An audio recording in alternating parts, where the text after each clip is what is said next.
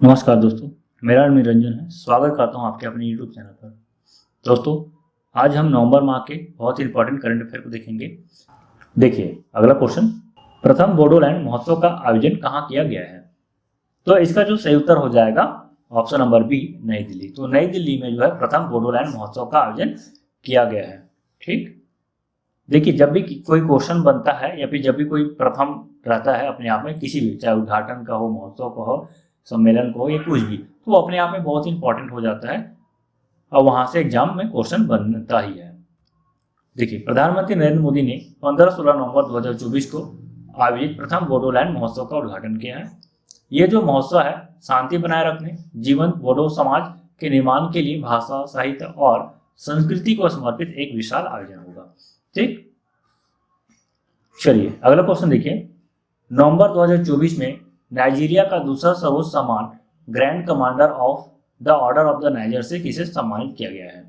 ठीक है, तो ये जो है नाइजीरिया का दूसरे नंबर का सर्वोच्च सम्मान है। यदि हम भारत की बात करें तो देखिए, भारत में जो है सबसे प्रथम स्थान पर जो सर्वोच्च सम्मान है, नागरिक सम्मान बोलते हैं इसको भी, ये भी एक प्रकार का नागरिक सम्मान ही है, जिसमें भारत रत्न आता है। तो भारत रत्न जो है भारत का प्रथम नंबर का जो है सम्मान है। ठीक है, नागरिक सम्मान। दूसरे नंबर पे पद्म विभूषण आता है। ठीक, तीसरे नंबर पे जो है पद्म भूषण आता है और चौथे नंबर पे जो है पद्म श्री है। तो ये चार जो है नागरिक सम्मान है जो अपने आप में बहुत ही इंपॉर्टेंट स्थान रखता है। तो सबसे पहले नंबर पे है भारत रत्न। तो इसी तरह नरेंद्र मोदी को जो है नाइजीरिया का दूसरा सर्वोच्च सम्मान जो है grand commander of the order of the niger से सम्मानित किया गया है। ठीक है, तो ऑप्शन नंबर जो है ए इसका सही उत्तर होगा। देखिए, नाइजीरिया के राष्ट्रपति बोला अहमद तिनुबू ने, यहाँ के राष्ट्रपति के भी नाम याद रख लीजिएगा, बोला अहमद तिनुबू। तो प्रधानमंत्री नरेंद्र मोदी को देश के दूसरे सर्वोच्च राष्ट्रीय पुरस्कार grand commander of the order of the niger से सम्मानित किया है। और देखिए, ये पहली बार है जब किसी भारतीय प्रधानमंत्री को जो है इस प्रकार का सम्मान मिला है। इसमें एक और इम्पोर्टेंट फैक्ट ये है कि ये जो सम्मान है प्रधानमंत्री जी पाने वाले जो दूसरे विदेशी व्यक्ति हैं, मतलब नाइजीरिया की तरफ से दिया जाने वाला दूसरे व्यक्ति हैं, जो विदेशी व्यक्ति हैं जिसे सम्मानित किया गया है। यदि हम पहले स्थान पे बात करते हैं, पहले नंबर पे, तो एलिजाबेथ जो कि ब्रिटेन की क्वीन है, इसे 1969 में यह सम्मान प्रदान किया गया था। ठीक, तो ध्यान रखेंगे, प्रधानमंत्री नरेंद्र मोदी जो है दूसरे नंबर के विदेशी व्यक्ति हैं जिसे इस प्रकार का सम्मान से सम्मानित किया गया है। इसलिए भी यह क्वेश्चन अपने आप में इंपॉर्टेंट है, ध्यान रख लीजिएगा। चलिए अगला देखिए, भारत के संचार उपग्रह GSAT-20 को किसके द्वारा लॉन्च किया गया है? तो GSAT-20 को जो है ये स्पेस एक्स के द्वारा जो है हाल ही में लॉन्च किया गया है। स्पेस एक्स याद रख लीजिएगा, ये जो है एलन मस्क का कंपनी है। ठीक है, और एलन मस्क कहाँ के हैं? तो ये अमेरिका के हैं।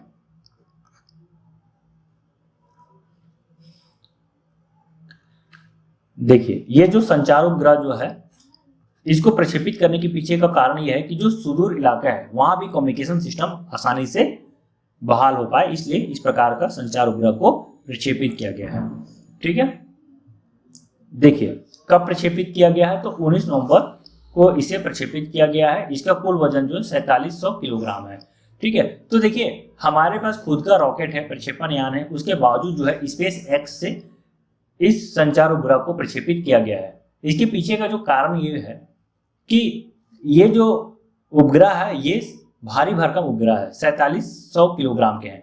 हमारे पास जो है केवल 4000 किलोग्राम तक के उपग्रह को प्रक्षेपित करने का रॉकेट है। ठीक है, हाल ही में देखिए मार्क 3 से प्रक्षेपित किया गया था। ये मार्क 3 जो रॉकेट है अब तक का भारत का सबसे उन्नत किस्म का रॉकेट है और इनकी क्षमता जो है ज्यादा से ज्यादा 4000 किलोग्राम तक का जो संचार है उसे 4000 किलोग्राम तक के उपग्रह है उसे ही प्रक्षेपित करने के इसके पास शक्ति है। इसलिए जो है भारत को स्पेस एक्स की सहायता भी लेना पड़ा। ठीक है, देखिए ये जो संचार उपग्रह है किसके द्वारा निर्मित किया गया है? तो इसरो के द्वारा, इसरो यानी कि भारतीय अंतरिक्ष अनुसंधान संगठन के द्वारा जो है निर्मित किया गया है। ठीक है, और इसका जो काम होगा वो है दूर दराज के क्षेत्रों में इंटरनेट कनेक्टिविटी सहित आवश्यक संचार सेवाएं प्रदान करना है। ठीक है, चलिए अगला क्वेश्चन देखिए, 73वीं मिस यूनिवर्स का खिताब किसने जीता है? बहुत इंपॉर्टेंट क्वेश्चन है। तो 73वें मिस यूनिवर्स का खिताब जो है विक्टोरिया केजर हेल्विग को प्रदान किया गया है। देखिए, दो जो खिताब है वो अपने आप में बहुत इंपॉर्टेंट होता है, एक तो मिस यूनिवर्स का खिताब और दूसरा जो होता है मिस वर्ल्ड का खिताब। तो आप मुझे कमेंट बॉक्स में बताएंगे कि मिस वर्ल्ड का खिताब जो है 2024 का किसे प्रदान किया गया है। ठीक, देखिए, डेनमार्क की विक्टोरिया केजर हेल्विग ने वर्ष 2024 का मिस यूनिवर्स का खिताब जीता है। तो कहाँ के रहने वाली है? तो ये डेनमार्क की रहने वाली है। इसे आप याद रख लीजिएगा, यदि नाम याद करने में दिक्कत होता होगा तो विक्टोरिया केटी के नाम से भी याद रख सकते हैं। ठीक है, विक्टोरिया केटी। चलिए आगे देख लेते हैं। हाल ही में किसे देश का नया नियंत्रक एवं महालेखा परीक्षक नियुक्त किया गया है? तो ये भी अपने आप में बहुत इंपॉर्टेंट है। हाल ही में नवीन कैग का नियुक्ति हुई है। तो इसका जो सही उत्तर हो जाएगा ऑप्शन नंबर ए, के संजय मूर्ति। के संजय मूर्ति हमारे नवीन नियंत्रक एवं महालेखा परीक्षक हैं। इसे controller and auditor general of India भी बोला जाता है। ये एक संवैधानिक पद है। ठीक है, तो संवैधानिक पद है, अपने आप में बहुत ही इंपॉर्टेंट है। ठीक, चलिए देखिए, राष्ट्रपति द्रौपदी मुर्मू ने हिमाचल प्रदेश कैडर के 1989 बैच के IAS अधिकारी के संजय मूर्ति को अगला कैग नियुक्त किया है। ठीक है, इससे पहले जो हमारे जो कैग थे वो है गिरीश चंद्र मुर्मू। तो गिरीश चंद्र मुर्मू का स्थान लिए हैं। गिरीश चंद्र मुर्मू की यदि हम बात करें तो ये जम्मू एंड कश्मीर के ये जो है उपराज्यपाल भी रह चुके हैं और इनका कार्यकाल जो है 20 नवंबर 2024 को समाप्त हो चुका है। ठीक है, जैसे कि मैंने बताया कि यह जो पद है अपने आप में ये संवैधानिक पद है और संविधान के अनुच्छेद 148 में इसके बारे से वर्णन किया गया है। और यदि हम इसकी नियुक्ति की बात करते हैं तो अनुच्छेद 148(1) में इसकी नियुक्ति के बारे से बताया गया है। तो इसकी जो नियुक्ति है राष्ट्रपति के द्वारा किया जाता है। हालांकि राष्ट्रपति जो है मंत्रिमंडल के सलाह पे इसकी नियुक्ति करते हैं। ठीक है, यदि हम भारत के पहले कैग की बात करें तो एडमंड ट्रमंड थे, जो कि आजादी से पहले थे, और वही आजादी के बाद यदि हम बात करते हैं तो वी नरहरि राव जो है हमारे पहले कैग हैं। चलिए अगला क्वेश्चन देखिए। चलिए अब हम देख लेते हैं हाल ही में कुछ महत्वपूर्ण नियुक्ति जो है जो अपने आप में बहुत ही इंपॉर्टेंट है, जैसे कि CISF। तो CISF के महानिदेशक हैं राजविंदर सिंह भट्टी। वही हम इंडियन आर्मी की बात करते हैं, भारतीय थल सेना के, तो इसके प्रमुख है उपेंद्र द्विवेदी। इंडियन नेवी के जो प्रमुख है दिनेश कुमार त्रिपाठी। इंडियन एयरफोर्स के प्रमुख है अमरसिंह प्रीत। राष्ट्रीय महिला आयोग के प्रमुख हैं विजय किशोर राहटकर। रेलवे बोर्ड के नए अध्यक्ष हैं सतीश कुमार। SBI के चेयरमैन है CS सेठी। ठीक, ये इंपॉर्टेंट है, इसका भी हाल ही में नियुक्ति हुआ है। 51 नंबर के हमारे मुख्य न्यायाधीश हैं। ठीक है, तो ये है राजीव खन्ना। लोकपाल AM खानविलकर है। फिक्की के नए अध्यक्ष बने हैं हर्षवर्धन अग्रवाल। तो जितना भी यहाँ पे नियुक्ति है अपने आप में बहुत इंपॉर्टेंट है और आप इसको अच्छे से याद कर लीजिएगा, क्योंकि यहाँ से एक क्वेश्चन जरूर आएगा, इस बात की पूरी तरह से गारंटी मैं देता हूँ। ठीक है, तो ये जितने भी नियुक्ति है अपने आप में इंपॉर्टेंट है। चलिए अगला क्वेश्चन देखिए। भारत का 56वां टाइगर रिजर्व कौन बना है? Very important. जहां भी मैं इंपॉर्टेंट लिख रहा हूं वो क्वेश्चन जो है अपने आप में बहुत इंपॉर्टेंट हो जाएगा। ठीक, तो उस क्वेश्चन को आप जरूर दिमाग में रखिएगा कि इसका उत्तर क्या है।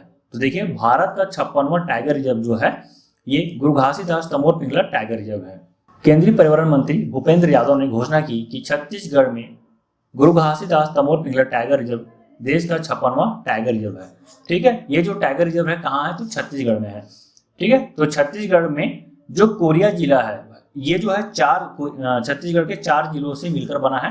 और ये जो है छत्तीसगढ़ के जो गुरु घासीदास नेशनल पार्क है और तमोर पिंगला जो अभयारण्य है, इन दोनों को मिलाकर बनाया गया है। ठीक है, और सबसे इंपॉर्टेंट बात ये है कि ये देश का तीसरा सबसे बड़ा टाइगर रिजर्व है। ध्यान रखेंगे, ये जो है देश का सबसे बड़ा है। यदि हम पहले नंबर पे बात करें तो आंध्र प्रदेश के नागार्जुन सागर श्रीशैलम जो है पहले स्थान पर है और असम के मानस टाइगर रिजर्व जो है दूसरे नंबर पे है। ठीक है, तो तीसरा सबसे बड़ा टाइगर रिजर्व है हमारा 56वां नंबर का है। ठीक है, Guru Ghasidas Tamor Pingla tiger reserve. Very important, याद रख लीजिएगा। इसके यदि हम कुल क्षेत्रफल की बात करते हैं तो 28-29 वर्ग किलोमीटर क्षेत्र में ये फैला हुआ है। चलिए अगला क्वेश्चन देखिए, वेरी इंपॉर्टेंट क्वेश्चन है ये भी। 19वां G20 शिखर सम्मेलन 2024 का आयोजन कहाँ किया गया है? तो देखिए 19वां G20 शिखर सम्मेलन का आयोजन जो है ब्राजील में किया गया है।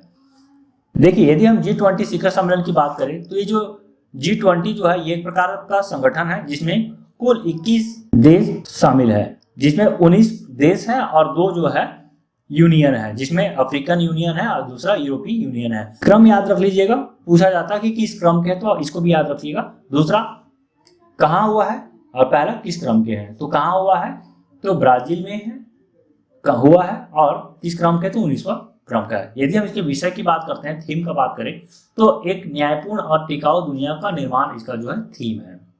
ठीक, ब्राजील की बात करते हैं तो ब्राजील की राजधानी जो है ब्रासिलिया है, मुद्रा ब्राजीलियन रियल है, राष्ट्रपति यहाँ के हैं लुइस इनासियो लुला दी सिल्वा है। ठीक है, तो इतना इंपॉर्टेंट फैक्ट है इससे संबंधित। चलिए अगला क्वेश्चन, संयुक्त सैन्य अभ्यास पूर्वी प्रहार किस राज्य में आयोजित किया गया है? तो इसका सही उत्तर हो जाएगा option number A Arunachal Pradesh. देखिए अरुणाचल प्रदेश के सी योमी जिले में नवंबर 2024 तक 4 दिवसीय संयुक्त सैन्य अभ्यास पूर्वी प्रहार हुआ है।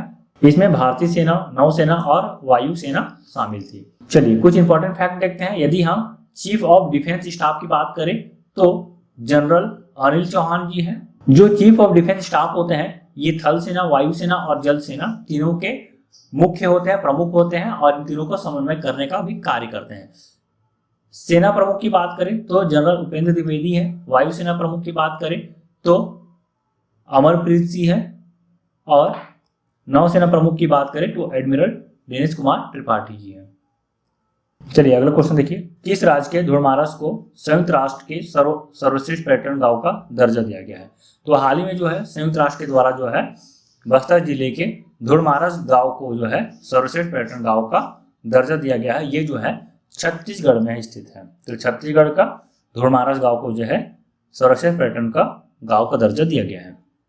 चलिए इसके बारे से देखिए, छत्तीसगढ़ के बस्तर में स्थित धुड़मारस नामक गांव को संयुक्त राष्ट्र के द्वारा जो है सर्वश्रेष्ठ पर्यटन गांव का उन्नयन कार्यक्रम के लिए चुना गया है।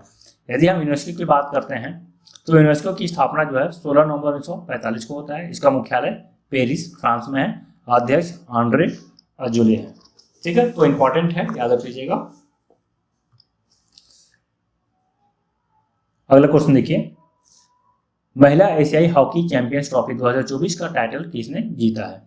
तो महिला एशियाई हॉकी चैंपियंस ट्रॉफी 2024 का टाइटल जो है भारत ने जीता है और किसे हराकर तो चीन को हराकर। यदि हम महिला एशियाई हॉकी चैंपियंस ट्रॉफी की बात करें तो इसका जो आयोजन है बिहार में हुआ था। बिहार के राजगीर में जो है इसका आयोजन हुआ था, ध्यान रखेंगे। और कब से कब तक हुआ तो 11 नवंबर से 20 नवंबर तक इसका आयोजन हुआ है। विजेता भारत है और उप विजेता की हम बात करें तो चीन है।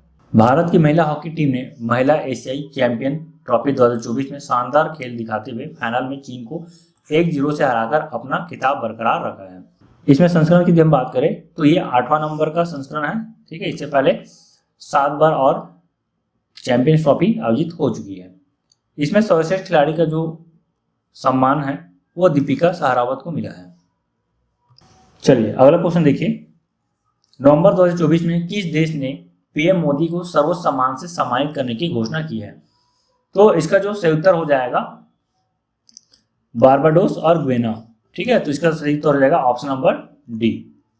देखिए हाल ही में बारबाडोस और गुयाना जो है नरेंद्र मोदी को सर्वोच्च सम्मान से सम्मानित किया है और इस तरह से नरेंद्र मोदी को कुल 19 अंतर्राष्ट्रीय सम्मान से सम्मानित किया जा चुका है। ठीक, देखिए गुयाना सरकार ने 20 नवंबर को पीएम मोदी को देश का सर्वोच्च राष्ट्रीय पुरस्कार द ऑर्डर ऑफ एक्सीलेंस, याद रख लीजिएगा पुरस्कार का नाम है द ऑर्डर ऑफ एक्सीलेंस, और बारबाडोस के द्वारा जो है इन्हें honorary order of freedom of Barbados से सम्मानित किया गया है। ठीक है, गुयाना की हम बात करते हैं तो गुयाना की राजधानी है जॉर्ज टाउन, मुद्रा है गुयाना डॉलर और इसके राष्ट्रपति है इरफान अली। देखिए अब तक जो है 19 सिविलियन अवार्ड से जो है नरेंद्र मोदी को सम्मानित किया गया है और ऐसा सम्मान प्राप्त करने वाले भारत के इकलौते प्रधानमंत्री भी हैं। ठीक, तो देखिए हाल ही में इन्हें गुयाना का, बारबाडोस का, नाइजीरिया का, डोमिनिक का, तो इस तरह से कुल 4 अवार्ड जो है इसे नागरिक सम्मान जो है प्राप्त हुआ है। ठीक, चलिए अगला क्वेश्चन देखिए, इंदिरा गांधी शांति पुरस्कार 2023 से किसे सम्मानित किया गया है? तो इसका जो सही उत्तर हो जाएगा ऑप्शन नंबर डी, यानी कि डेनियल बरेनगोइम और अली अबू अवाद। तो इन दोनों को जो है इंदिरा गांधी शांति पुरस्कार से सम्मानित किया गया है।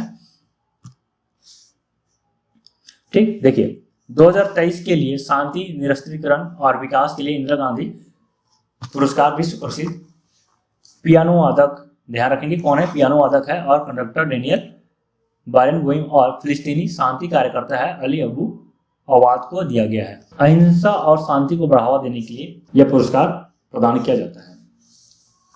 देखिए जो डेनियल बरेनगोइम है, इसे जो है लोगों को एकजुट करने और सांस्कृतिक और राजनीतिक तनाव को कम करने के लिए संगीत को एक उपकरण के रूप में उपयोग करने के लिए मिला है। ठीक है, ये जो है पियानो वादक है, ध्यान रखेंगे। वही अली अबू अवाद जो है, इसे अहिंसा को बढ़ावा देने और रूट्स जैसे मंच बनाने के लिए जो फिलिस्तीनियों और इजरायलियों को संवाद और समझ के लिए एक साथ लाते हैं, इसके लिए पुरस्कृत किया गया है। अगला क्वेश्चन देखिए, क्लाइमेट चेंज परफॉर्मेंस इंडेक्स 2025 में भारत किस स्थान पर है?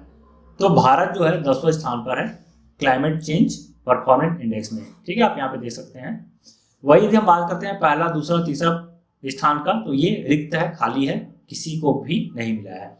चौथे स्थान पर डेनमार्क है, 5वें स्थान पर नीदरलैंड है। तो यदि हम शीर्ष पे कौन सा देश है, तो डेनमार्क है, इसे आप याद रख लीजिएगा, डेनमार्क जो है शीर्ष स्थान पर है। देखिए क्लाइमेट चेंज परफॉर्मेंस इंडेक्स 2025 में भारत जो है 10वें स्थान पर है। यह इंडेक्स जो है think tank German voice, new climate institute और क्लाइमेट एक्शन नेटवर्क इंटरनेशनल द्वारा प्रकाशित की जाती है। ठीक है, अगला क्वेश्चन देखिए, यह भी अपने आप में बहुत इंपॉर्टेंट है। हाल ही में इसरो के GSAT-N2 कम्युनिकेशन सैटेलाइट को किस कंपनी के रॉकेट फाल्कन 9 से लॉन्च किया गया है? तो इसका जो सही उत्तर हो जाएगा option number B, space X के फाल्कन 9 से इस सैटेलाइट को जो है प्रक्षेपित किया गया है। एलन मस्क की स्पेस एक्स कंपनी ने फाल्कन 9 रॉकेट से भारत के GSAT-N2 कम्युनिकेशन सैटेलाइट को लॉन्च किया है। सैटेलाइट का वजन 4700 किलोग्राम है। इसे 14 साल के मिशन के लिए बनाया गया है। इसे जियो स्टेशनरी ट्रांसफर ऑर्बिट से स्थापित किया गया है। देखिए अगला क्वेश्चन, साल 2025 के खेलो इंडिया यूथ गेम्स और पैरा गेम्स की मेजबानी कौन सा राज्य करेगा? तो इसका सही उत्तर हो जाएगा ऑप्शन नंबर सी, बिहार। तो बिहार को जो है 2025 के खेलो इंडिया यूथ गेम्स और पैरा गेम्स की मेजबानी मिला है। बिहार अगले साल अप्रैल में, कब होने वाला है? अप्रैल 2025 में खेलो इंडिया यूथ गेम्स 2025 की मेजबानी करेगा। पहली बार ग्रीष्मकालीन ओलंपिक की तर्ज पर बिहार में खेलो इंडिया पैरा गेम्स भी आयोजित किया जाएगा। आपको पता होगा कि जो ग्रीष्मकालीन ओलंपिक होता है, इसमें पैरालंपिक का भी आयोजन किया जाता है।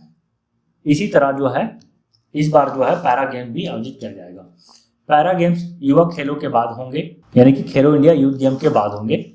दोनों खेलों के बीच 10 से 15 दिन का अंतर होगा। पैरा गेम्स का आयोजन पहली बार पिछले वर्ष दिल्ली में किया गया था।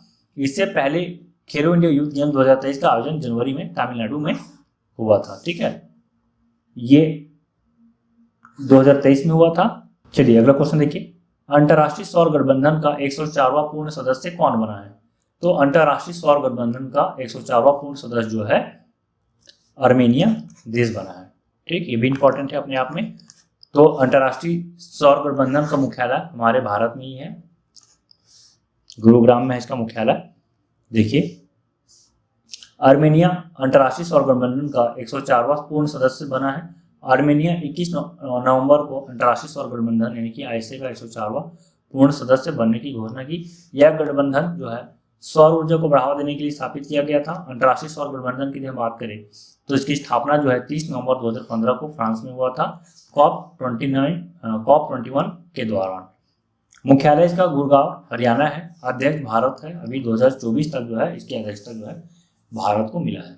अक्टूबर 2024 के हेनले पासपोर्ट इंडेक्स में भारत किस स्थान पर है? ठीक, तो इसका जो सही उत्तर हो जाएगा ऑप्शन नंबर डी, 83।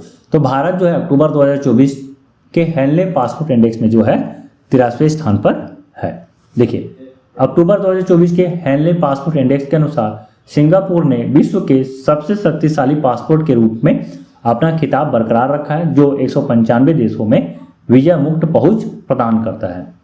ठीक है, यदि हम शीर्ष स्थान की बात करें तो इसमें जो शीर्ष स्थान पर जो है वो है सिंगापुर। ठीक, देखिए फ्रांस, जर्मनी, इटली, जापान और स्पेन 192 देशों तक पहुंच के साथ दूसरे स्थान पर है। ठीक, प्रथम स्थान पर जो है सिंगापुर है, दूसरे स्थान पर ये 5 देश हैं। भारत जो है 83वें स्थान पर है। चलिए हम यहाँ पे बहुत ही इंपॉर्टेंट सूचकांकों को देखेंगे। ये जो सूचकांक है आपके एग्जाम की दृष्टि से बहुत ही इंपॉर्टेंट है। ठीक, देखिए पहला जो सूचकांक है वैश्विक नवाचार सूचकांक, तो भारत जो है वैश्विक नवाचार सूचकांक में 39वें स्थान पर है। पहले स्थान पर स्विट्जरलैंड है। हैप्पीनेस इंडेक्स में यदि हम बात करें भारत 126वें स्थान पर है, वहीं फिनलैंड जो है शीर्ष स्थान पर है। वैश्विक शांति सूचकांक में भारत जो है 116वें स्थान पर है, आइसलैंड प्रथम स्थान पर है। लिंग अंतराल रिपोर्ट की यदि हम बात करें तो भारत जो है 129वें स्थान पर है। वैश्विक लैंगिक रिपोर्ट की यदि हम बात कर रहे हैं, आइसलैंड जो है यहाँ पे दूसरे स्थान पर है। भ्रष्टाचार सूचकांक में भारत जो है 93वें स्थान पर है, सोमालिया प्रथम स्थान पर है। लॉजिस्टिक प्रदर्शन सूचकांक में भारत जो है 38वां स्थान पर है, सिंगापुर प्रथम स्थान पर है। प्रेस स्वतंत्रता सूचकांक में भारत जो है 159वें स्थान पर है, नॉर्वे प्रथम स्थान पर है। वैश्विक भूखमरी सूचकांक में भारत जो है 105वें स्थान पर है। प्राकृतिक संरक्षण सूचकांक में भारत 176वें स्थान पर है। आर्थिक स्वतंत्रता सूचकांक में भारत 84वें स्थान पर है। तो ये महत्वपूर्ण सूचकांक है जो आपको एग्जाम के लिए बहुत इंपॉर्टेंट होगा। आप इस सूचकांकों को ध्यान में रख लीजिएगा। अगला क्वेश्चन देखिए, किस भारतीय खिलाड़ी को FIH हॉकी स्टार अवार्ड 2024 प्राप्त हुआ है? तो देखिए इसका सही उत्तर हो जाएगा हरमनप्रीत सिंह और पिया श्रीजेश। तो हरमनप्रीत सिंह और पिया श्रीजेश को अलग अलग कैटेगरी में FIH हॉकी स्टार अवार्ड से सम्मानित किया गया है। ऑप्शन नंबर सी इसका सही उत्तर होगा। भारतीय पुरुष हॉकी टीम के कप्तान हरमनप्रीत सिंह और पूर्व भारतीय गोलकीपर पिया श्रीजेश ने FIH international federation of hockey, ठीक है, तो हरमनप्रीत सिंह जो है 2024 में अपना तीसरा FIH वर्ष का सर्वश्रेष्ठ खिलाड़ी का पुरस्कार जीता है। ध्यान रखेंगे, वर्ष का सर्वश्रेष्ठ खिलाड़ी। इससे पहले जो है 2021 और 2022 में भी ये पुरस्कार जीत चुके हैं। वही पिया श्रीजेश जो है इसे वर्ष का सर्वश्रेष्ठ गोलकीपर का खिताब प्राप्त हुआ है। तो ध्यान रखेंगे, वर्ष का सर्वश्रेष्ठ खिलाड़ी और वर्ष का सर्वश्रेष्ठ गोलकीपर के तौर पे क्रमशः हरमनप्रीत सिंह और पिया श्रीजेश को यह अवार्ड मिला है। देखिए अगला क्वेश्चन, निम्नलिखित में से किसने पेरिस मास्टर 2024 का खिताब जीता है? तो इसका सही उत्तर हो जाएगा ऑप्शन नंबर सी, अलेक्जेंडर जेवरे। तो अलेक्जेंडर जेवरे को पेरिस मास्टर 2024 का खिताब मिला है। ठीक, और ये जो है फाइनल मैच में उगो हम्बर्ट को हराकर ये खिताब जो है अपने नाम किया है। यह उनका 7वां ATP मास्टर 1000 खिताब है और कैरियर का 23वां ATP टूर है। ठीक, तो जेवरे जो है 1992 में बोरिस बेकर के बाद जो है यह टूर्नामेंट जीतने वाले पहले जर्मन भी बन गए हैं। तो ये भी हाईलाइटेड क्वेश्चन है। चलिए अगला क्वेश्चन देखिए, हाल ही में कहाँ संयुक्त सैन्य अभ्यास आस्ट्रा हिंड का तीसरा संस्करण विदेशी प्रशिक्षण नोट शुरू हुआ है? ठीक, तो देखिए इसका जो सही उत्तर हो जाएगा ऑप्शन नंबर सी, पुणे। देखिए भारत और ऑस्ट्रेलिया की सेनाओं के बीच संयुक्त सैन्य अभ्यास आस्ट्रा हिंड का तीसरा संस्करण महाराष्ट्र के पुणे में विदेशी प्रशिक्षण नोड में शुरू हुआ है। इसका जो आयोजन था 8 नवंबर से 21 नवंबर तक किया गया है। ठीक है, ये जो है एक वार्षिक युद्धाभ्यास है जो बारी बारी से दोनों देशों के बीच किया जाता है। तो किन दो देश के बीच? तो भारत और ऑस्ट्रेलिया के बीच। तो इसी के नाम से देखिएगा आस्ट्रा हिंड भी बना हुआ है। यदि हम ऑस्ट्रेलिया की बात करें तो इसकी राजधानी कैनबरा है, मुद्रा ऑस्ट्रेलियाई डॉलर और प्रधानमंत्री एंथोनी अल्बनीज है। ठीक, देखिए बहुत इंपॉर्टेंट क्वेश्चन है, भारत के 91वें मुख्य न्यायाधीश के रूप में किसने शपथ ली है? तो देखिए भारत के 91वें मुख्य न्यायाधीश जो है जस्टिस संजीव खन्ना जी हैं। हाल ही में इनकी नियुक्ति राष्ट्रपति द्रौपदी मुर्मू के द्वारा की गई है। ठीक है, देखिए किस क्रम के हैं? तो 91वें क्रम के हैं। इसके पूर्व जो है धनंजय यशवंत चंद्रचूड़ DY चंद्रचूड़ जो है इससे पहले जो है मुख्य न्यायाधीश रहे हैं। इनका शपथ ग्रहण जो है 11 नवंबर को हुआ है। यदि हम भारत के प्रथम मुख्य न्यायाधीश की बात करें तो हरिलाल जे कानिया जो है भारत के प्रथम मुख्य न्यायाधीश हैं। सुप्रीम कोर्ट जो है इसकी स्थापना जो है 28 जनवरी 1950 को हुआ है। ठीक, इनका जो कार्यकाल है 13 मई 2025 को खत्म हो जाएगा। ठीक है, मात्र 6 महीने का ही लगभग इनका कार्यकाल देखने को मिल रहा है। यह 65 वर्ष की उम्र में रिटायर हो जाएंगे। देखिए, जो मुख्य न्यायाधीश जो है इनका कार्यकाल जो है 65 वर्ष का ही मैक्सिमम होता है।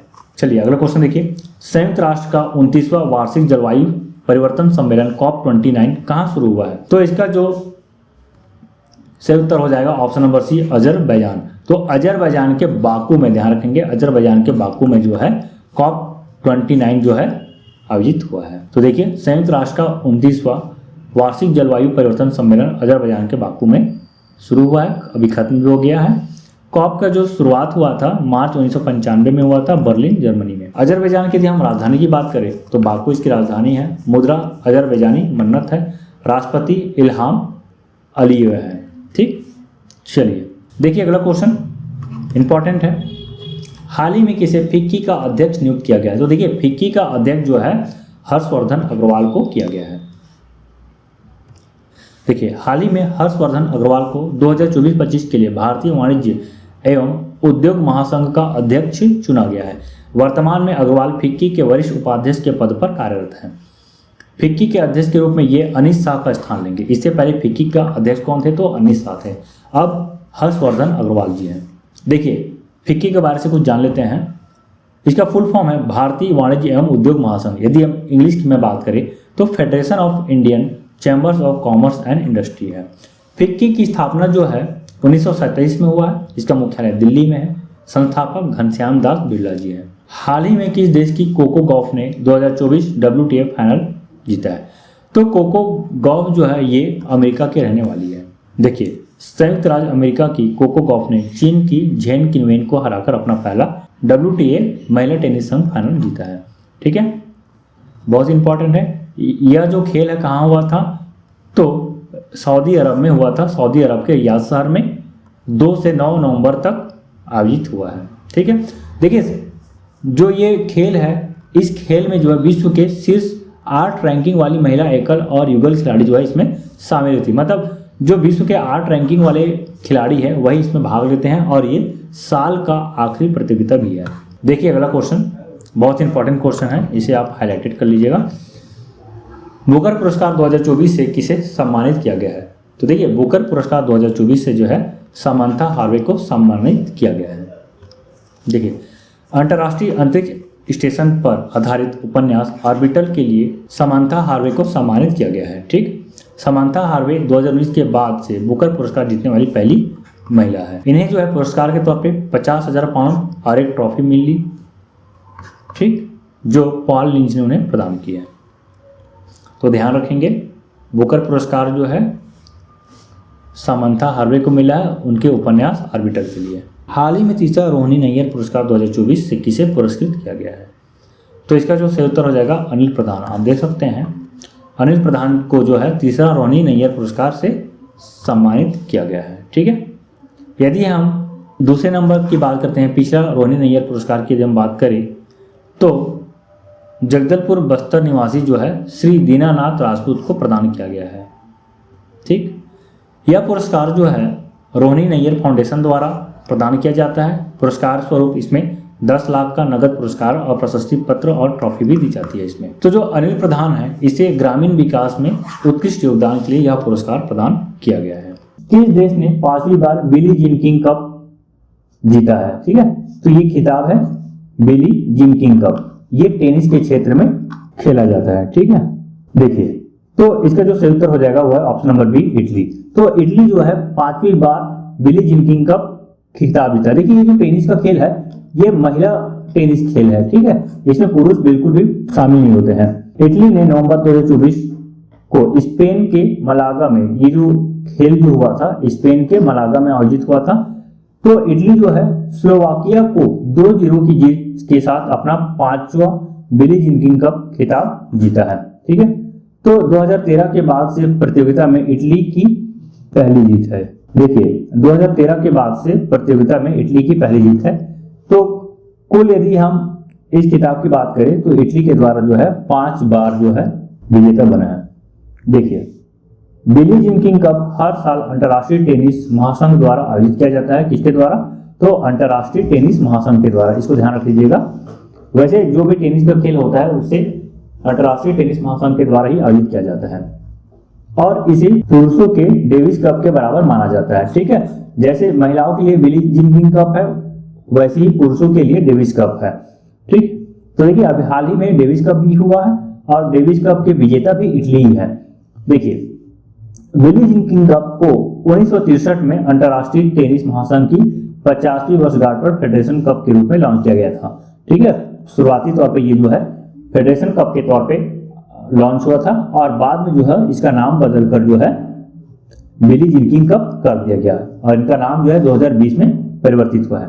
देखिए जो बिली जीन किंग है ये एक टेनिस खिलाड़ी है, ध्यान रखेंगे, और इसी के सम्मान में ये जो फेडरेशन कप है इसी को बिली जीन किंग कप जो है नाम दिया गया है। ठीक, देखिए बिली जीन किंग को महिला टेनिस की सर्वकालिक महान खिलाड़ी माना जाता है। वह एक अमेरिकी नागरिक है। उन्होंने 39 ग्रैंड स्लैम खिताब जीता है। आपको पता होगा मुख्यतः 4 टेनिस के ग्रैंड स्लैम होते हैं, टोटल 4 होते हैं। ठीक है, इसके एक कोड है अफवाह, अफवाह। ठीक है, देखिए पहला होता है ऑस्ट्रेलिया, दूसरा है फ्रेंच, तीसरा विंबलडन और चौथा जो है यूएस। ये इसी को अमेरिका कप भी बोल देते हैं। तो ये 4 प्रमुख जो है ग्रैंड स्लैम है जो कि वर्ष भर चलता है, मतलब वर्ष में 4 ग्रैंड स्लैम होता है। ठीक है, तो देखिए 1966 में वह दुनिया की पहली नंबर 1 रैंक की महिला टेनिस खिलाड़ी बनी। चलिए अगला क्वेश्चन देखिए, चर्चा में रहा फेगल चक्रवात का नामकरण किसने रखा है? तो देखिए जब भी कोई चक्रवात आता है तो कुछ जिस क्षेत्र में चक्रवात आता है उससे संबंधित देश जो है उसका नामकरण करते हैं। तो इसी तरह जो है इस चक्रवात का भी नामकरण किया गया है। तो ये जो है सऊदी अरब के द्वारा दिया गया है। देखिए ये जो चक्रवात है बंगाल की खाड़ी, इस साइड हम देखते हैं बंगाल की खाड़ी हो गया और इधर हम बात करते हैं अरब सागर का। तो ये जो चक्रवात है इस साइड जो है इस क्षेत्र को ज्यादा प्रभावित करेगा। ठीक है, देखिए चक्रवात फेगल 27 नवंबर को तमिलनाडु और श्रीलंका के किनारों पर असर होगा। तेज हवाएं और भारी बारिश की संभावना तमिलनाडु, केरल, पौंडीचेरी, आंध्र प्रदेश में बताया गया है। तो ये जो है मुख्यतः इन क्षेत्रों को प्रभावित करेगा। साथ ही साथ यदि हम दूसरे देश की बात करें तो केरल भी शामिल है। ठीक, चलिए अगला क्वेश्चन देखिए, आईपीएल के इतिहास के सबसे महंगे खिलाड़ी कौन बने हैं? तो इसका जो सही उत्तर हो जाएगा वो है ऋषभ पंत। तो ऋषभ पंत जो है अब तक के आईपीएल में बिकने वाले सबसे महंगे खिलाड़ी के तौर पे शामिल हो गए हैं और इसे जो है लखनऊ सुपर जायंट के द्वारा जो है 27 करोड़ रुपए में खरीदा गया है। ठीक, यदि हम भारतीय खिलाड़ी की बात करते हैं तो अब तक इससे पहले जो है युवराज सिंह जो है सबसे महंगे खिलाड़ी के तौर पे थे और इनका जो है इन्होंने रिकॉर्ड तोड़ दिया है। लेकिन ऑल ओवर यदि हम बात करें तो ये जो है मिशेल स्टार्क का रिकॉर्ड तोड़े हैं। ठीक है, अब तक सबसे महंगे खिलाड़ी के तौर पे मिशेल स्टार्क को जाना जाता था, लेकिन अब जो है आईपीएल के इतिहास में सबसे महंगे खिलाड़ी के तौर पे ऋषभ पंत अपने नाम दर्ज कर लिए हैं। ठीक है, यदि हम युवराज सिंह की बात करें भारतीय क्रिकेटर की, तो युवराज सिंह को इससे पहले जो है 16 करोड़ रुपए में खरीदा गया था। ठीक, तो ऑल ओवर यदि हम बात करें तो ऋषभ पंत जो है अब तक के आईपीएल इतिहास में सबसे महंगे खिलाड़ी के तौर पे अपना नाम दर्ज कर चुके हैं। देखिए अगला क्वेश्चन, हाल ही में डेविस कप 2024 का खिताब किसने जीता है? तो देखिए डेविस कप 2024 का खिताब जो है इटली के द्वारा जीता गया है। इटली जो है इस खिताब को अपने नाम किए हैं। देखिए विश्व नंबर 1 जेनिक सिनर की अगुवाई में इटावली पुरुष टेनिस टीम ने फाइनल में नीदरलैंड को हराकर डेविस कप खिताब अपने नाम किया है। ठीक है, 2-0 से हराया गया है। यदि हम इटली की बात करें तो इटली जो इससे पहले 1976 और 2023 में डेविस कप का खिताब जीत चुका है। ठीक, ध्यान रखेंगे विजेता है इटली। और यही हम उप विजेता की बात करें तो उप विजेता जो है नीदरलैंड है। देखिए ये जो डेविस कप है 19 नवंबर से 24 नवंबर तक चला है। कहां? तो स्पेन के मलगा शहर में। यदि हम बिली जीन किंग कप की बात करें तो ये भी जो है स्पेन के मलगा शहर में आयोजित किया गया था, ध्यान रखेंगे। ये जो है हार्ड कोर्ट पर खेला गया टेनिस है। चलिए अगला क्वेश्चन देखिए, अब कोई बहाना नहीं अभियान को किसके सहयोग से शुरू किया गया है? तो देखिए इसका सही उत्तर हो जाएगा ऑप्शन नंबर सी, संयुक्त राष्ट्र के द्वारा। ठीक है, देखिए भारत सरकार ने महिलाओं के खिलाफ हिंसा उन्मूलन के अंतर्राष्ट्रीय दिवस के अवसर पर 25 नवंबर 2024 को नई दिल्ली में राष्ट्रव्यापी अब कोई बहाना नहीं अभियान शुरू किया है। यह अभियान जो है 10 दिसंबर 2024 तक चलेगा, जो मानवाधिकार दिवस है। यानी कि अगला जो मानवाधिकार दिवस है वो 10 दिसंबर को मनाया जाएगा। इस अभियान के दौरान लिंग आधारित हिंसा के खिलाफ जागरूकता बढ़ाने और इसे समाप्त करने की आवश्यकता पर ध्यान केंद्रित किया जाएगा। संयुक्त राष्ट्र महिला ने 2024 के अभियान के विषय के रूप में हर 10 मिनट में एक महिला की हत्या होती है। यदि हम थीम की बात करें तो ये थीम है हर 10 मिनट में एक महिला की हत्या। ठीक है, तो इस थीम पे आधारित है ये। 28 नवंबर 2024 को हेमंत सोरेन किस राज्य के मुख्यमंत्री पद की शपथ लिए हैं? ठीक है, ले चुके हैं। तो ये जो है झारखंड। तो देखिए जो हेमंत सोरेन जो है झारखंड में जो है चौथी बार मुख्यमंत्री पद का शपथ लिए हैं। ठीक, ये जो है झारखंड मुक्ति मोर्चा के नेता हैं। 28 नवंबर को जो है झारखंड में चौथी बार मुख्यमंत्री के रूप में शपथ ली है। ठीक है, इन्होंने जो राज्यपाल संतोष कुमार गंगवार के समक्ष जो है पद एवं गोपनीयता का शपथ लिया है और ये झारखंड के 14वें मुख्यमंत्री के रूप में भी शपथ लिए हैं। ठीक है, ध्यान रख लीजिएगा। देखिए अगला क्वेश्चन, हाल ही में जारी रिपोर्ट के अनुसार कौन सा राज्य दुग्ध उत्पादन में टॉप कर रहा है? तो देखिए दुग्ध उत्पादन में जो है उत्तर प्रदेश जो है टॉप पर है। उत्तर प्रदेश जो है इनका दुग्ध उत्पादन में 16.21% जो है हिस्सेदारी है। इसके बाद दूसरे नंबर पे जो है राजस्थान आता है। राजस्थान जो है 14.51% के साथ दूसरे स्थान पे। मध्य प्रदेश 8.91% के आधार पे तीसरे स्थान पर है। गुजरात चौथे स्थान पे और महाराष्ट्र जो है 5वें स्थान पर है। ठीक, देखिए अगला क्वेश्चन, भारतीय नौसेना ने परमाणु हथियार ले जाने में सक्षम किस मिसाइल का सफलतापूर्वक परीक्षण किया है? तो इसका सही उत्तर हो जाएगा ऑप्शन नंबर ए, K4।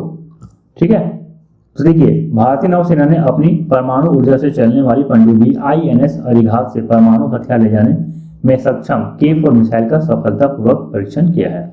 भारतीय नौसेना ने 29 अगस्त 2024 को अपनी दूसरी परमाणु ऊर्जा से चलने वाली पनडुब्बी INS अरिघात को कमीशन किया था और INS अरिघात के द्वारा जो है K4 मिसाइल का सफलतापूर्वक परीक्षण किया है। देखिए जो K4 मिसाइल है इसका निर्माण करता DRDO है, यानी कि रक्षा अनुसंधान एवं विकास संगठन है। इसके द्वारा जो है K4 मिसाइल का निर्माण किया गया है। अगले क्वेश्चन देखिए, 55वें भारतीय अंतर्राष्ट्रीय फिल्म महोत्सव में सर्वश्रेष्ठ फिल्म का गोल्डन पीकॉक पुरस्कार किस फिल्म को मिला है? तो देखिए सर्वश्रेष्ठ फिल्म का जो है गोल्डन पीकॉक पुरस्कार जो है टॉक्सिक फिल्म को मिला है। आपको पता ही होगा कि अंतर्राष्ट्रीय फिल्म महोत्सव का आयोजन जो है गोवा में हुआ है। ठीक है, और ये 55वां संस्करण था इसका। देखिए इसका आयोजन तिथि जो है 20 नवंबर से 28 नवंबर तक था। देखिए कुछ पुरस्कार की बात कर लेते हैं। तो इसमें गोल्डन पीकॉक पुरस्कार यानी कि सर्वश्रेष्ठ फिल्म, तो सर्वश्रेष्ठ फिल्म के लिए जो है गोल्डन पीकॉक पुरस्कार दिया जाता है। इसके विजेता जो है टॉक्सिक फिल्म का नाम है। वही हम सिल्वर पीकॉक पुरस्कार की बात करें जो कि सर्वश्रेष्ठ निर्देशक को मिलता है, तो ये है बोगदान मोरिसानु। ठीक है, वही सिल्वर पीकॉक पुरस्कार सर्वश्रेष्ठ अभिनेता के लिए क्लेमेंट फेवो है और सर्वश्रेष्ठ अभिनेत्री यानी कि सिल्वर पीकॉक पुरस्कार। देखिए जो सिल्वर पीकॉक पुरस्कार जो है ये 3 चीज के लिए दिया जा रहा है। एक तो सर्वश्रेष्ठ निर्देशक, दूसरा सर्वश्रेष्ठ अभिनेता और तीसरा जो है सर्वश्रेष्ठ अभिनेत्री। तो सर्वश्रेष्ठ अभिनेत्री के लिए 2 लोगों को मिला है संयुक्त रूप से, अभिनेत्री वेस्टा माटुलिटे और युवा रुपेई काइटे है। ठीक है, आप इतना याद कर लीजिएगा, इससे ज्यादा मत देखिए। ठीक है, और एक इंपॉर्टेंट देख लीजिएगा, सत्यजीत रे लाइफ टाइम अचीवमेंट पुरस्कार ये जो है फिलिप नोयस को मिला है। ये ऑस्ट्रेलियाई फिल्म निर्माता है। ठीक, तो इतना सारा है इससे संबंधित। हाल ही में एशियाई विकास बैंक का 11वां अध्यक्ष किसे चुना गया है? तो इसका जो सही उत्तर हो जाएगा option number C, Masato Kanda. तो मसाटो कांडा को जो है ADB यानी कि एशियाई डेवलपमेंट बैंक का जो है 11वां अध्यक्ष चुना गया है। ठीक, ध्यान रखेंगे 11वां अध्यक्ष चुना गया है मसाटो कांडा को। मसाटो कांडा से पहले जो है मसात्सुगु अस्कावा, तो मसात्सुगु अस्कावा की जगह पे है इन्होंने अपना स्थान ग्रहण किया है। ठीक, इनका जो कार्यकाल है 23 नवंबर 2026 को समाप्त होगा। यदि हम एशियाई विकास बैंक की बात करें तो इसकी स्थापना 1966 में हुआ है। इसका मुख्यालय मनीला फिलीपींस में है और इसके जो कुल सदस्य देश जो है 68 है। देखिए अगला क्वेश्चन, भारत और किस देश के बीच द्विपक्षीय अभ्यास अग्नि वॉरियर 2024 शुरू हुआ है? तो देखिए इसका जो सही उत्तर हो जाएगा ऑप्शन नंबर ए सिंगापुर। तो सिंगापुर और भारत के बीच जो है द्विपक्षीय अभ्यास अग्नि वॉरियर 2024 शुरू हो गया है। ठीक है, और ये जो है इसका 13वां संस्करण है। ठीक, ये जो है महाराष्ट्र में संपन्न हो रहा है। ठीक, तो दोस्तों यहीं तक था हमारा वीडियो कैसा लगा प्लीज कमेंट करके जरूर बताइएगा। वीडियो पसंद आता है तो वीडियो को जरूर लाइक कर दीजिएगा। चैनल पे नए हैं तो चैनल को सब्सक्राइब करना बिल्कुल भी मत भूलिएगा। तो मिलते हैं एक नई वीडियो के साथ, तब तक के लिए गुड बाय, जय हिंद, जय भारत, धन्यवाद।